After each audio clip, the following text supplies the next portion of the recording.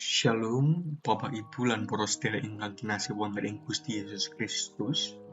Kula Vikaris Bagaskara Prakosa saking GKJ Bantul ingkang badhe nyarengi Bapak Ibu wonten renungan Sabda Winedhar ingkang wanci menika dinten Rebo tanggal 17 Mei 2026 kanthi jejer dayaning Sang Roh Suci.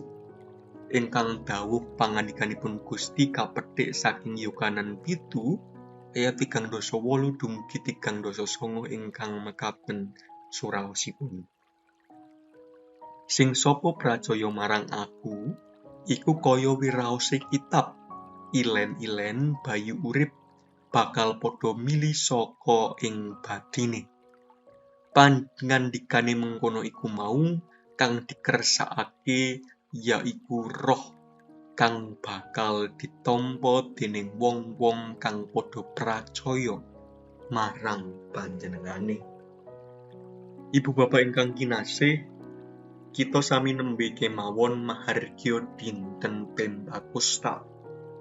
Pengetan tumedhakipun Roh Suci.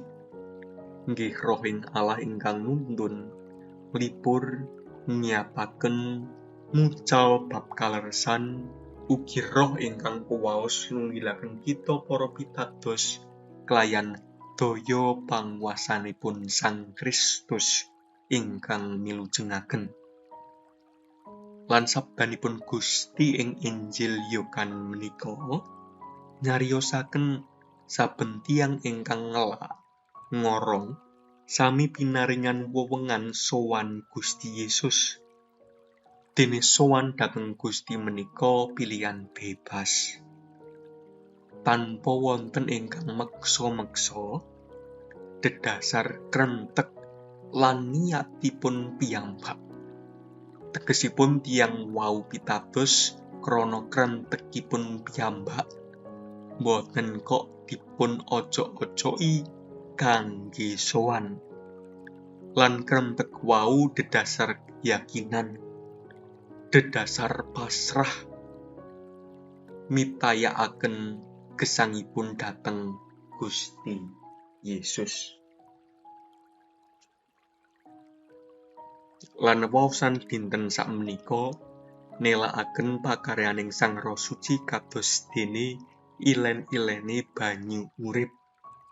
Toyaning gesang ingkang mili terus nyarengi lampahipun tiyang pitados tansah nglelipur nyataken madangi manah samangsa pepeteng anglin putih. Sang Roh Suci tansah mucalaken sedaya bab ingkang leres lan prayogi. Pramila Bapak Ibu manah saged karaos ayem tentrem jalaran wonten ingkang tansah ngandhi kita. Kita mboten nate berjuang piyambakan krana pangantining Sang Roh Suci. Kita mboten badhe nglokro lan semplah. Kita mesti tansah semangat. Sedaya lelampahaning gesang kita adepi kinantenan gumbira lan optimis. Mila sumangga kita mbiwarakaken panguwasanipun Sang Roh Suci ingkang njalari kita ayem tentrem. Kita suka paseksi bab Sang Roh Suci. Kita luberaken dayaning Sang Roh Suci dhateng tiyang sanes supados sami ngraosaken ayem tentrem ing manahipun. Mekaten renungan Sabda Winedhar ing dinten menika.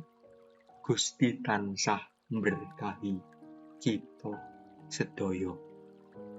Amin.